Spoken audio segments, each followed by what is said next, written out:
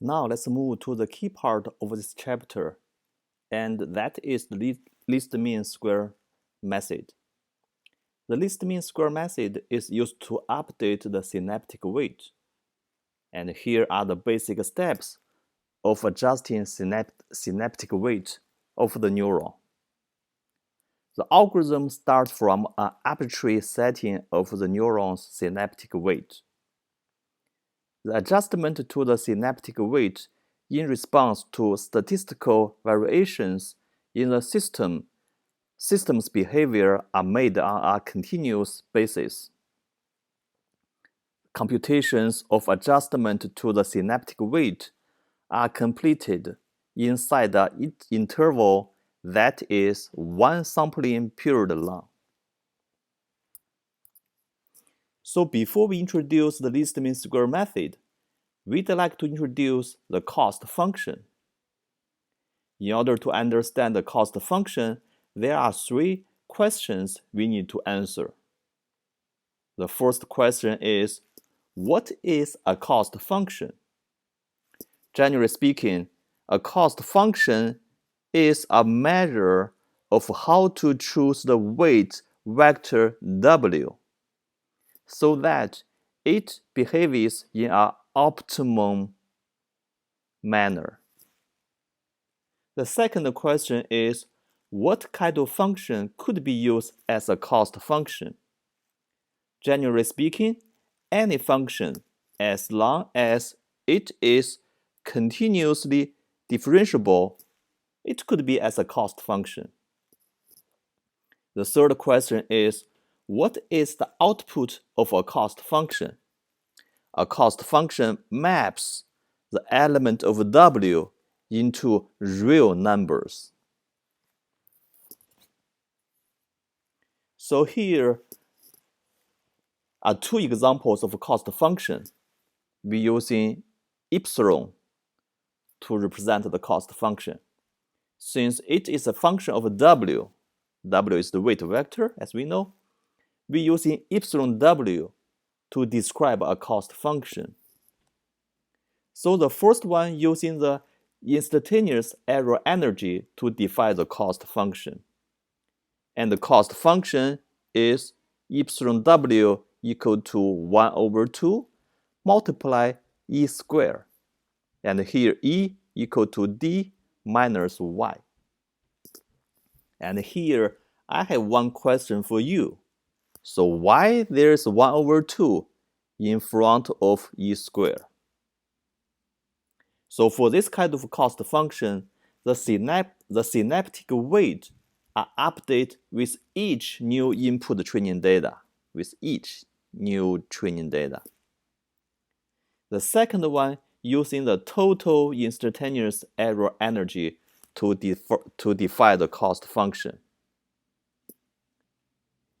And the cost function is the summation of all the instantaneous error energy. So here, E is a vector, and here is a summation. For this kind of cost function, the synaptic weight are updated using the error square from all the input training data. So for all the input training data, the synaptic weight are only updated once. So during the iterations, we want the output of the cost function gradually decrease until it reaches its minimum value. For example, here is a curve of a cost function for all different input values. For a set of initial weight, we're using capital W0 to represent the initial weight. And here is the output of the cost function, epsilon W0. We then update the weight from a first set of training data, and the cost function decreases. The value of cost function can further decreases with the second, third, and the fourth of training data until reach the minimum value.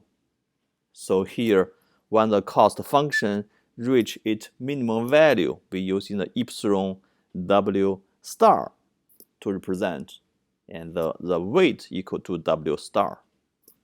So when the cost function reaches its minimum value, the weight W will not be updated even with new more training data.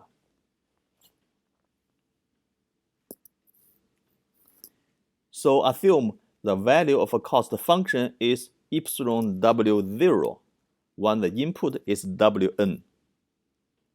Based on this figure, we know it doesn't reach its minimum value.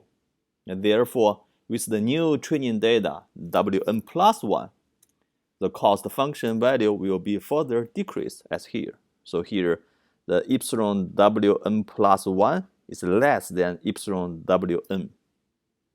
So when we compare EWN and epsilon Wn and epsilon Wn plus 1, we know it changed along this direction. Now, our question is, how do we define this direction? So here, we first construct a triangle. And we know a differential operator epsilon Wn plus 1 minus epsilon Wn over Wn plus 1 minus Wn. That can be used to describe this direction.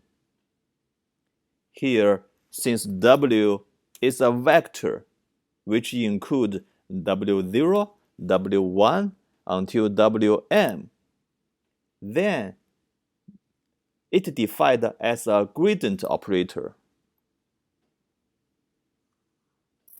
Here, we using an upside-down triangle to indicate the gradient operation. We call that is the nabla epsilon Wm. The gradient is the partial derivatives of the cost function respect to each of the variable from W0, W1 until Wm.